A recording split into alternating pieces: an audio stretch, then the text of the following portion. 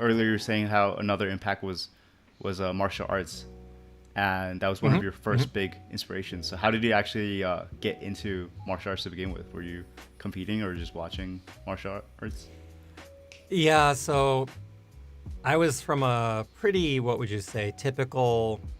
I hesitate to use the term white, but like pretty typical suburban Caucasian white family, and I did kind of, like soccer, baseball, basketball, that kind of thing. And that was completely, normal for me. That's like what I grew up doing, and that was, great. I had a great life, but there was something about like martial arts that was so different from like the typical ball sports, so to speak.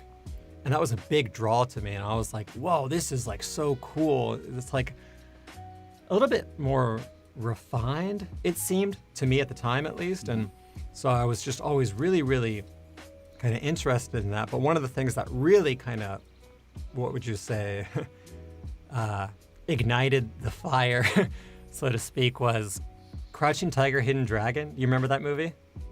Oh yeah. Yeah. So I saw that movie in the movie theater, and it blew me away.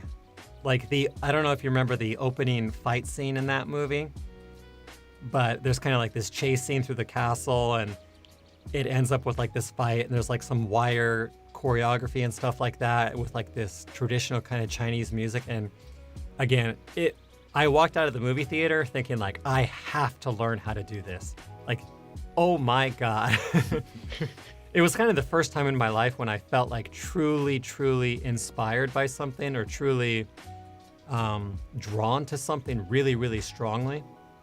And so basically I just started trying to do like cartwheels and like that kind of thing, like in my backyard. And I happened to find this website called Trickbusters, but I think they were hosting it on like Geospace or something. And it was basically just all these kind of like short tutorials for kind of acrobatic martial arts moves.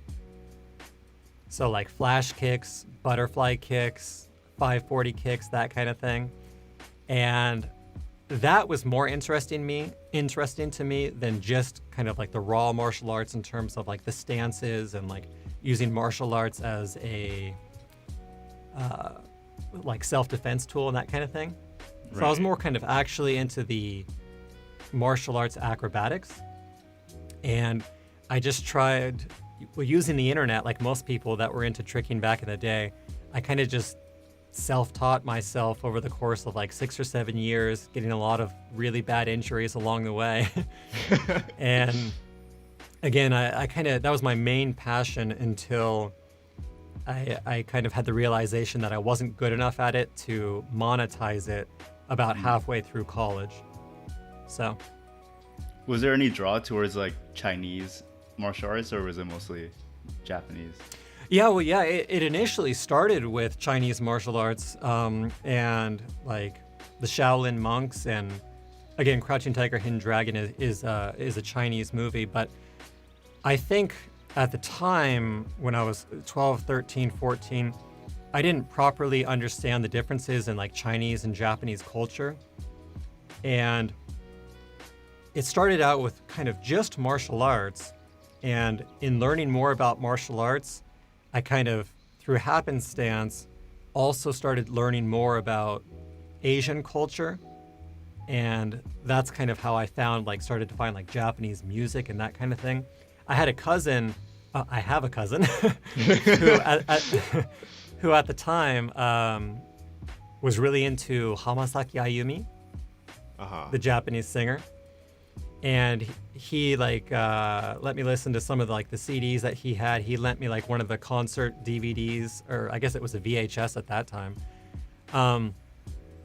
But so that kind of changed the trajectory for me from just like the Chinese side of things to kind of like Asian, but more specifically Japan, Japanese music, and Japanese culture in general.